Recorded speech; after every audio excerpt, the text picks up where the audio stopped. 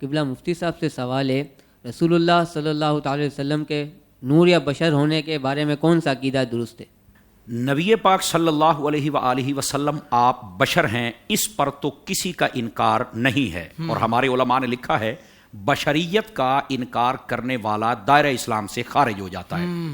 مسئلہ ہے نورانیت کا، بشریت کو تو ہم بھی مانتے ہیں۔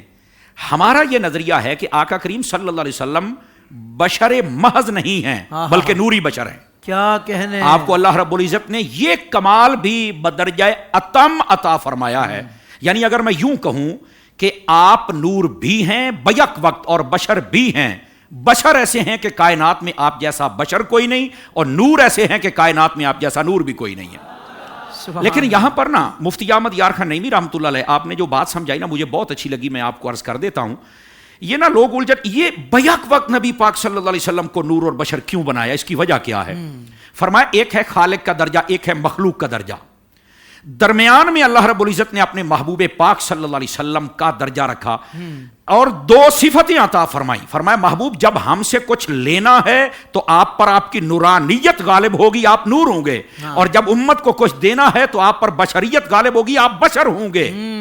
سمجھ آ رہی ہے میری بات کی؟ ہیں بشر، لیکن وہ جو انوار و تجلیات اللہ کی بارگاہ سے احکام کی صورت میں یا قرآن کی صورت میں ان کو اللہ رب العزت نے عطا کرنے کے لیے محبوب پاک صلی اللہ علیہ وسلم کو یہ درمیان میں وسیلہ بنایا۔ اب یہاں پر بھی لوگ کہتے ہیں اللہ ڈائریکٹ نہیں دے سکتا، مولانا آپ کیسی بات کر رہے ہیں؟ تو میں نے کہا جناب وہ ڈائریکٹ دے سکتا ہے، وہ قادر ہے، اور وہ قادر مطلق ہے، وہ دے سکتا ہے، لیکن بھائی ہم عاجز ہیں، ہم لے ہی نہیں سکتے ہیں۔ اللہ یہ تو ہمارے اوپر کرم فرما کے محبوب پاک علیہ السلام کو یہ بشریت کے ساتھ صفت نورانیت عطا کر دی گئی تاکہ وہاں سے جو ملے وہ محبوب کے وسیلے سے قوم کو عطا فرما دیا جائے۔ واہ واہ سبحان تو یہ بات ہے۔ اچھا پھر اس پر لوگ بڑی عجیب و غریب قسم کی باتیں بھی کرتے ہیں، اگر وہ نور ہیں تو پھر کھانا کیوں کھاتے ہیں؟ بھائی اگر وہ نہ کھاتے، پہلی بات تو بشر ہیں، بشر نے تو کھانا ہی تھا، پہلی بات تو یہ ہے، اور دوسری بات یہ ہے کہ محبوب پاک اگر کھانا نہ کھاتے تو معاشرے کو پتہ کیسے چلتا کہ کھانا کھانا کیسے ہے؟ اور دوسری بات آپ سیاستہ پڑھ کے دیکھ لیں، یہ بھی موجود ہے، آقا کریم صلی اللہ علیہ وسلم کئی مہینے نہ کچھ کھاتے نہ پیتے اور آپ کا روزہ جاری رہتا، تو جب پوچھا جاتا تو آپ کہتے انا ابیت عند ربی یطعمنی ویسقینی، میں اپنے رب کے ہاں راتیں گزارتا ہوں، وہ مجھے کھلاتا بھی ہے پلاتا بھی ہے، مجھے یہاں کی ضرورت ہی نہیں پڑتی ہے۔ اللہ اکبر، سمجھ آ رہی ہے میری بات کی؟ اور نورانیت پر تو اگر مشکاہ شریف پڑھ لے تو ایک بہت پیاری بات موجود ہے، میں جلدی میں آپ کو عرض کر دیتا ہوں۔ نبی پاک علیہ السلام آپ کی خدمت کے اندر دو صحابی بیٹھے ہیں، حضرت اسید بن خدیر اور ایک صحابی اور تھے آپ کے پاس، تو انہوں نے کوئی مسائل پوچھے، بات کافی لمبی ہو گئی، بارش برسی، اندھیرا ہو گیا، اب رات تھی، گھر جانا تھا، نبی پاک کے ہاتھ میں ایک چھڑی تھی، آپ نے ایسے ہاتھ لگایا، ان کو دے دی، ان کے ہاتھ میں اس نے جلنا شروع کر دیا۔ تو میں نے کہا یہ نور خود نہیں ہے تو اگلی شے کو بھی نور بنا دیتے ہیں۔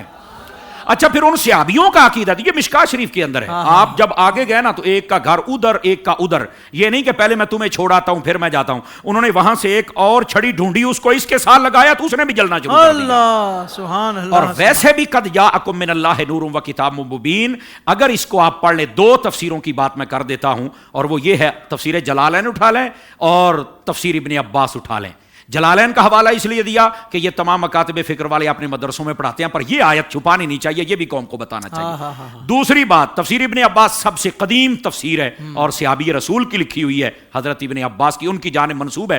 اس کے اندر اسی آیت میں لکھا ہے نور سے مراد تیرے اور میرے نبی حضرت محمد مصطفیٰ صلی اللہ علیہ وسلم، آپ کی ذات اقدس مراد ہے۔ واہ واہ واہ۔ سوشل میڈیا پر اسلام کی صحیح تعلیمات جاننے کے لیے ابھی حافظ سائر قادری کا نیا YouTube channel Islamic digital studio subscribe کر لیں، اور ہاں نوٹیفیکیشن بیل آئیکن کو بھی پریس کر لیں تاکہ ہماری نئی ویڈیوز آپ تک بر وقت پہنچ سکے۔